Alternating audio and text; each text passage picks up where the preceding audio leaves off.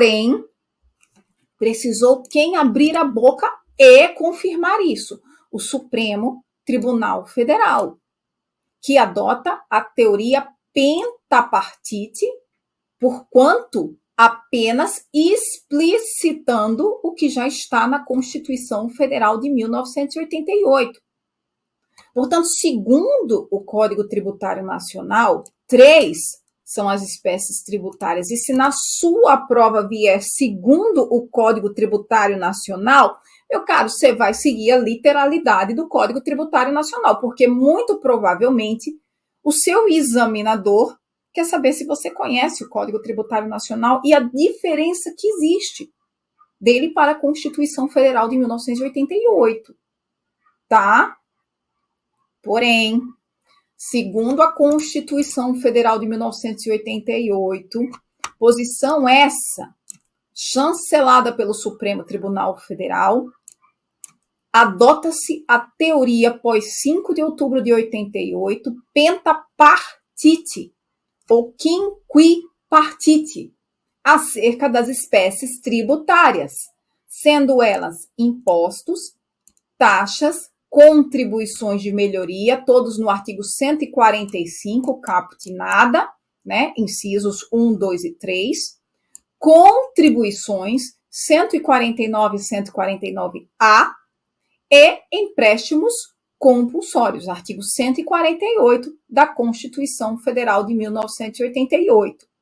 Ainda a doutrina que defenda que apenas impostos e taxas, sendo todas as contribuições estariam, a de melhoria estaria aqui, tendo em vista a retributividade, característica de retributividade, e as outras contribuições aqui, isso absolutamente superado.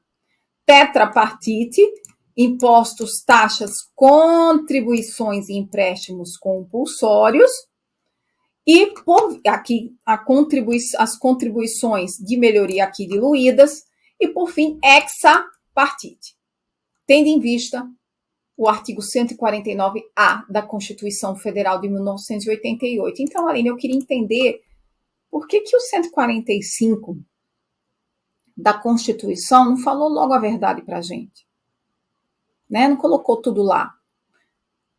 Exatamente porque no 145 eu tenho as 3 espécies tributárias que são de competência comum a todos os entes federativos. Dá uma olhada lá no caput. A União, os estados, o Distrito Federal e os municípios poderão instituir os seguintes tributos: impostos, taxas, contribuições de melhoria. Vai lá agora no 148. A União. Só a União. Vai lá no 149. Compete exclusivamente à União. Por fim, 149A. Os municípios e o Distrito Federal. Por isso que todas essas outras espécies tributárias que possuem competências exclusivas ou privativas, dentro aqui dos dispositivos que tratam de competência tributária, aqui eu tenho situação exclusividade ou privatividade, tanto faz a nomenclatura. O que eu preciso saber é que apenas 1 ou 2 entes federativos detêm a competência e não todos. E assim sendo, por isso não estão lá no 145 da Constituição Federal de 1988. Porém, em nada isso desabona a teoria pentapartite. Ponto. Vamos abrir agora um outro capítulo acerca das espécies tributárias. Emenda Constitucional 132 de 2023. E aí? Perdão, gente, já dei muita aula hoje. E aí? Alterou o número de espécies tributárias, Tia Aline? Não. Não houve a criação, gente, de nenhuma outra espécie tributária. Basta observar o artigo 4º do CTN e o critério do essencialismo. E aqui vale levar em conta também a nomenclatura, até porque o nosso constituinte já está mais maduro. Já sabe o que é imposto, que de fato é taxa, né? Em observância ao artigo 4º do Código Tributário Nacional. Atento ao fato gerador para definir a espécie tributária. O que eu tive foi a criação de um outro imposto de competência da União, o imposto seletivo da União, IS ou ISU, conhecido nos telejornais como imposto do pecado, não é isso? No 156A, eu também tive a criação de um imposto de competência o quê? Compartilhada. Aqui é conversa, viu? Aqui é papo para a gente ter. Entre estados, Distrito Federal e municípios, a incidir sobre bens e serviços, o IBS, e, por fim, no artigo 195.5, uma nova contribuição sobre bens e serviços, CBS. Essa turma aqui tem por finalidade, esse aqui vai substituir o caráter extrafiscal do IPI, e esses aqui vão dar fim a quem? ICMS, ISS, PIS, COFINS. Vai demorar um pouco, mas já são o quê? Já estão com o pé na cova. Não é isso? Tanto é que já temos a lei complementar que institui essas 3 espécies tributárias. O imposto seletivo da União, o imposto de competência compartilhada entre estados, Distrito Federal e municípios, e a contribuição sobre bens e serviços. Vocês se atentaram que eu tenho um imposto do 156A de competência compartilhada entre os entes federativos, com exceção da União, mas quem editou essa lei complementar foi a União? Pois bem, é isso que dá, colocar, né, a reforma na mão só de contador, de economista, né, tinha que ter chamado uma turma também do direito, assim, mas, enfim, aguardemos e confiemos para vermos qual vai ser o desenrolar dessa história. O que eu preciso, nesse momento, é colocar a pulga atrás da orelha de vocês para que vocês se mantenham atentos, porque essa discussão vai chegar, minha gente. Essa discussão vai chegar. Afinal de contas, eu tenho agora dentro do sistema tributário um tributo, um imposto de competência compartilhada entre os entes federativos, cuja instituição coube à União. Não é isso, lei federal? Não é isso? É isso. É isso. É sobre isso, né? E não se trata só disso. Então, a gente vai chegar agora estudando o imposto para entender bem isso daqui a pouco lá na frente. Imposto, primeira espécie tributária. Artigo 16 do Código Tributário Nacional define o imposto. Diz lá, definição legal. Imposto, interpretação que? Legal, do legislativo. Imposto é o tributo cuja obrigação tem por fato gerador uma situação independente de qualquer atividade estatal específica relativa ao contribuinte. Você faz e você paga. E o Estado nada lhe deve, a não ser serviços públicos de natureza geral que serão custeados pelo imposto. Assim sendo, possui caráter contributivo e, como eu acabei de falar, visa custear serviços gerais e indivisíveis, em que pese se tratar de um tributo de competência comum a todos os entes federativos, tanto a União, quanto os Estados-membros, quanto o Distrito Federal, quanto as municipalidades podem instituir impostos, entretanto, apenas aqueles reservados à sua competência, conforme estabelecido pela Constituição Federal de 1988.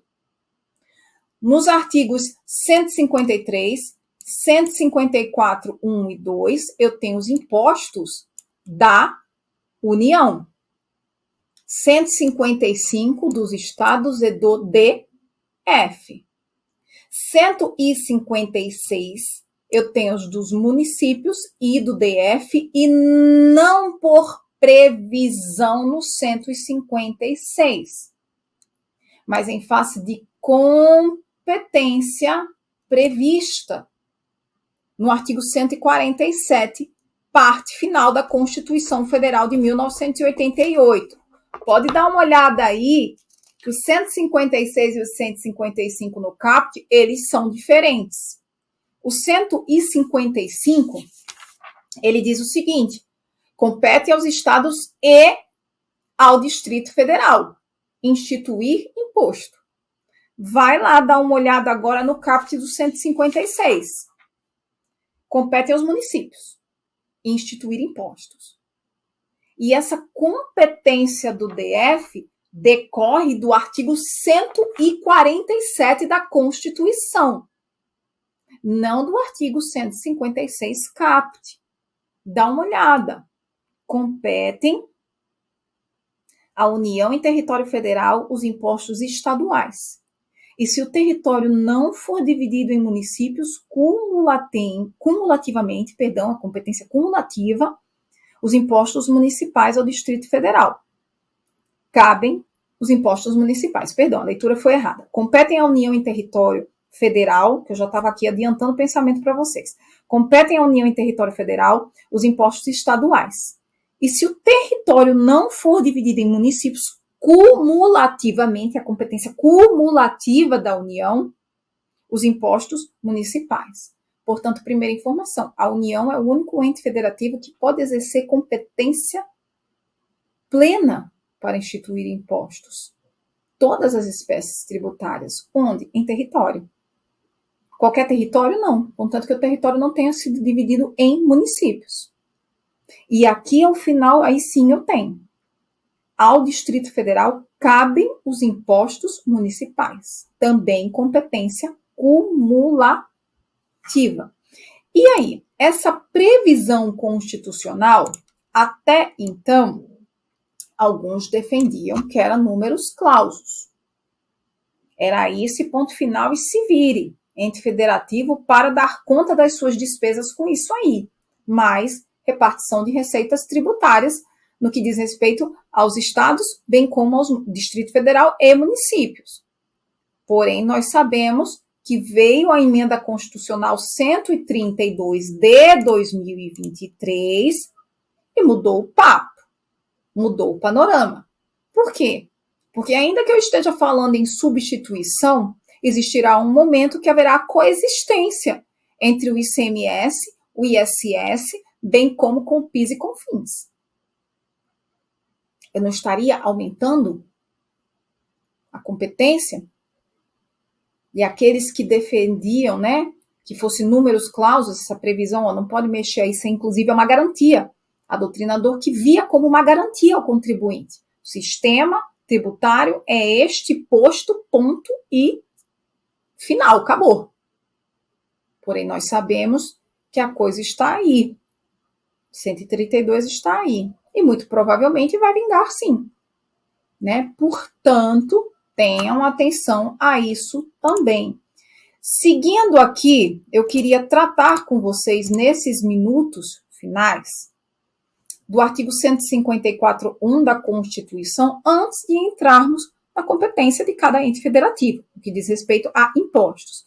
O artigo 154.1 da Constituição Federal de 1988 traz uma competência da União, né, estabelecida em 2 impostos.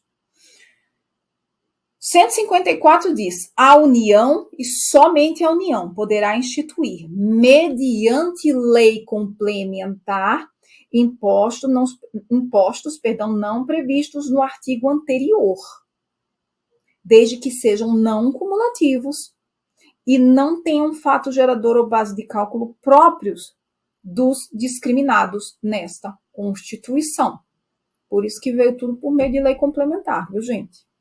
Para não ter erro. Se encarasse, né, tendo em vista os números clausos, né, a ordem de fechada, taxativa do sistema, ó, levanta a mão aí, meu filho, e vai, 154.1 da Constituição. Quais os requisitos? Que sejam não cumulativos, instituídos por meio de lei complementar, fato gerador ou base de cálculo diferente dos impostos já previstos na Constituição.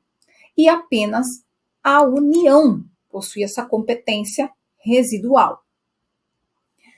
Ainda, 2, na iminência ou no caso de guerra externa, impostos extraordinários compreendidos ou não em sua competência tributária, os quais serão suprimidos gradativamente cessadas as causas da sua criação. Percebam. No artigo 154 da Constituição, eu tenho uma competência da União, privativa, exclusiva da União, e no primeiro inciso, um imposto chamado residual, a competência residual da União. E essa competência residual demanda a edição de lei complementar. Já na iminência ou no caso de guerra externa, também de competência da União, eu não preciso de lei complementar. E por quê? Por conta da urgência, né? Que Deus nos livre, o Brasil aí se mete em um esforço de guerra, vai dar para esperar a turma se juntar para fazer quórum qualificado para instituir um imposto extraordinário de guerra, não, meu filho, é urgente.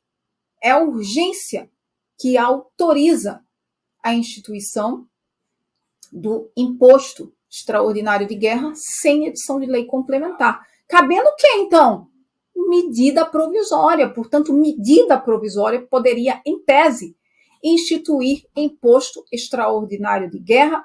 Chegamos ao fim da nossa aula e na próxima aula partiremos exatamente daqui para entendermos essa história aí de compreendidos ou não em sua competência, né? E qual o fato gerador desse cidadão? Pois bem, até a próxima aula.